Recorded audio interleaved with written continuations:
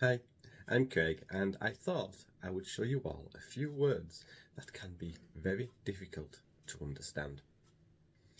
One big problem in English is that there are many words that are spelled the same, pronounced differently, but have different meanings. These are known as homonyms. And there are words that are spelled differently and pronounced the same way, which are known as homophones. Now, I have a video explaining a few of these already.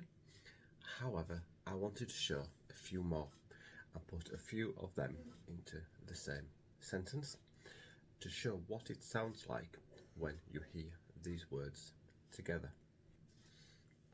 Remember to like and subscribe, and before we start, I just want you to know that these are not everyday phrases, and you may never hear these exact phrases, but the individual words can be used every day, which is the reason for this video. So let's get started.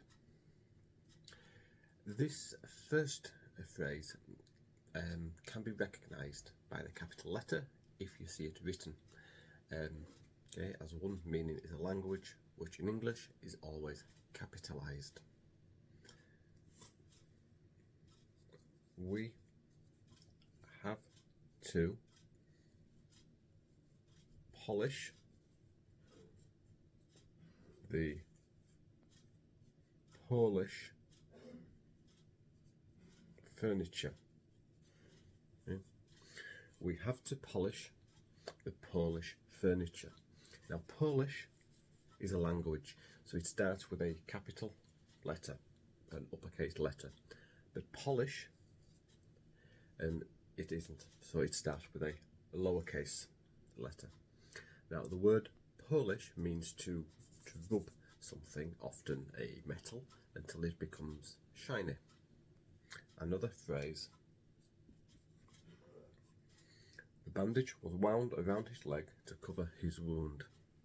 Now, a wound is an injury, maybe a cut or a broken bone, and it's pronounced by pucking your lips and sounding a long ooh sound, just like woo, wound. And wound is pronounced by saying the initial W as wa, and slowly opening your mouth wider and then closing again. Wound. Okay, wound. Okay, to end with a final consonant sound. And it is the past tense of wind.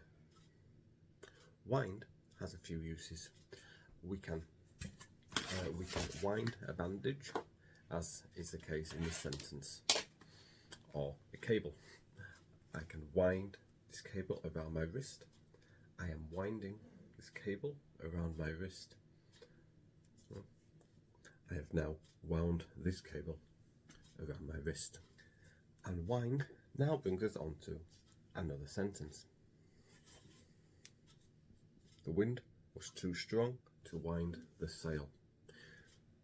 To wind the sail, it means to adjust the sail to capture the wind's maximum power.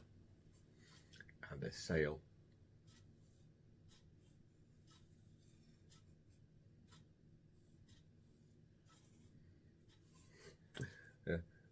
a boat, and this is the sail. To adjust the sail to capture as much wind as possible. And wind is a natural movement of air flowing from a specific direction. Now, do you understand this next sentence?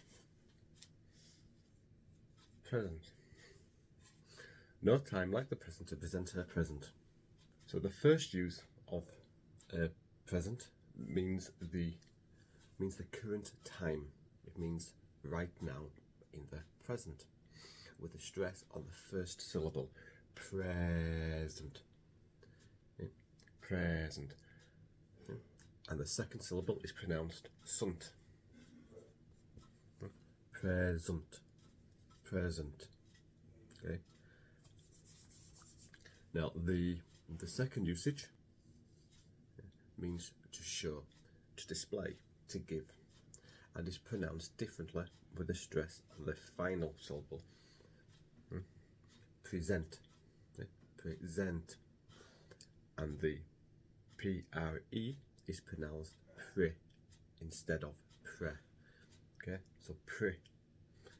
And the sent is pronounced sent. So present, present.